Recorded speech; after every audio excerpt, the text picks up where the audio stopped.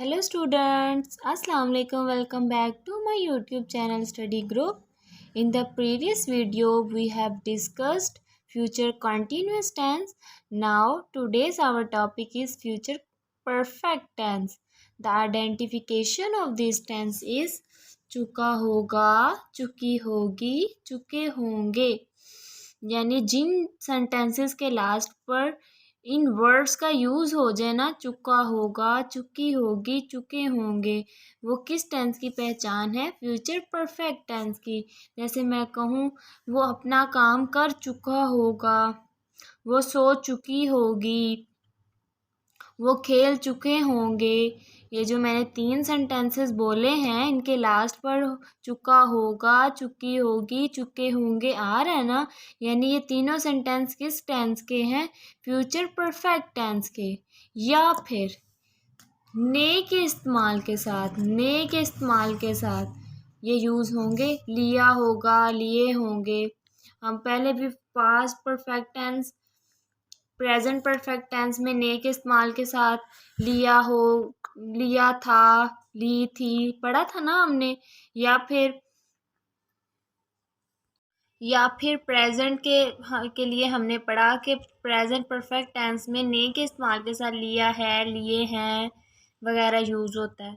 लेकिन चूंकि यहाँ हम डिस्कस कर रहे हैं फ्यूचर परफेक्ट टेंस को, तो लास्ट पर हमें पता है फ्यूचर की पहचान ही गा की गई होती है। तो इसके लास्ट पर लिया होगा, लिए होंगे। जैसे मैंने आम खरीद लिए होंगे, ठीक है, उसने काम कर लिया होगा।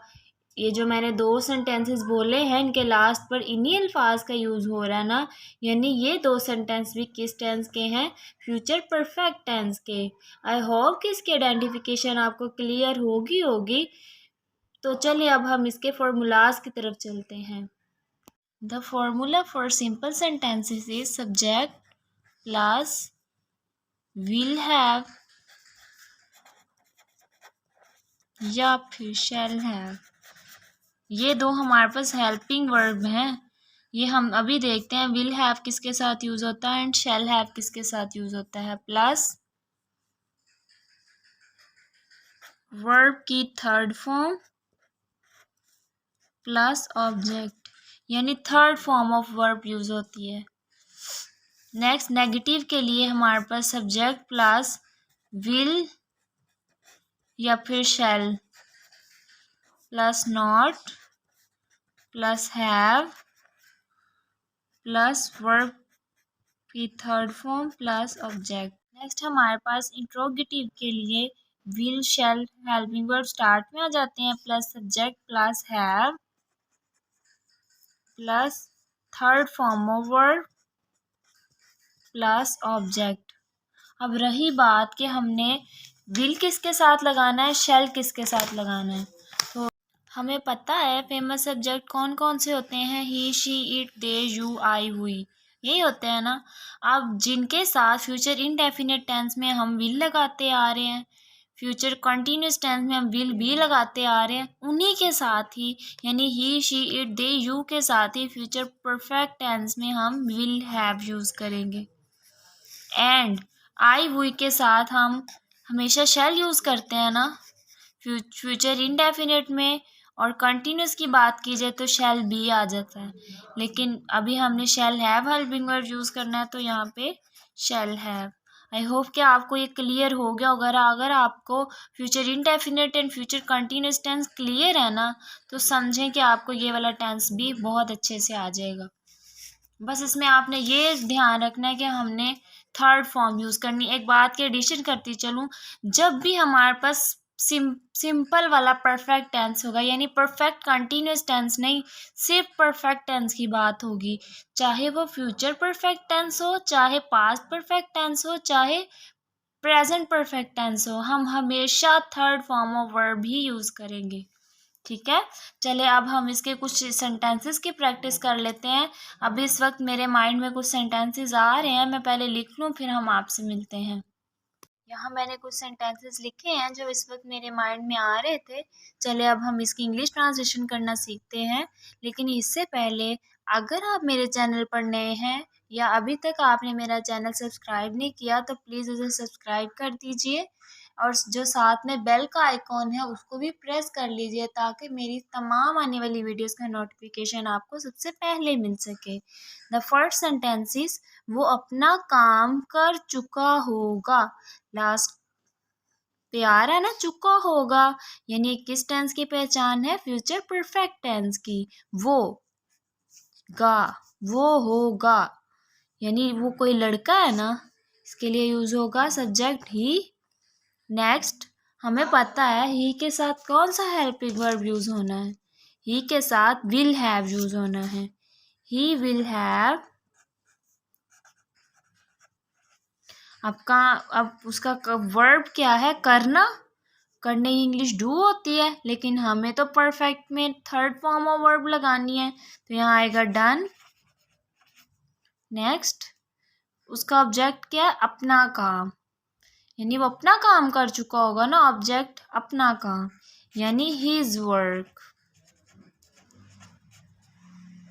He will have done his work, वो अपना काम कर चुका होगा। द नेक्स्ट सेंटेंस इज वो स्कूल नहीं पहुंच चुका होगा। नहीं का इस्तेमाल हो गया, यानी नेगेटिव सेंटेंस है। लास्ट पर चुका होगा आ गया, यानी पर फ्यूचर परफेक्ट टेंस है। तो चलें, ही विल, हमें पता ही के साथ विल यूज होता है, अभी हमने देखा। नॉट के एडिशन दरमियान में करते हैं। फिर have, he will not have.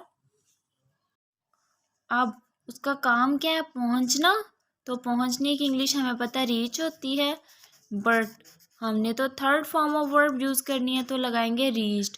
He will not have reached at school. Object school है ना, जहाँ वो पहुंच नहीं चुका होगा, यानी वो अभी तक नहीं पहुंचा होगा। ये हमारे पास की इंग्लिश ट्रांसलेशन होगी, he will not have reached at school. चलिए अब इंट्रोगेटिव के लिए एक सेंटेंस देख लेते हैं।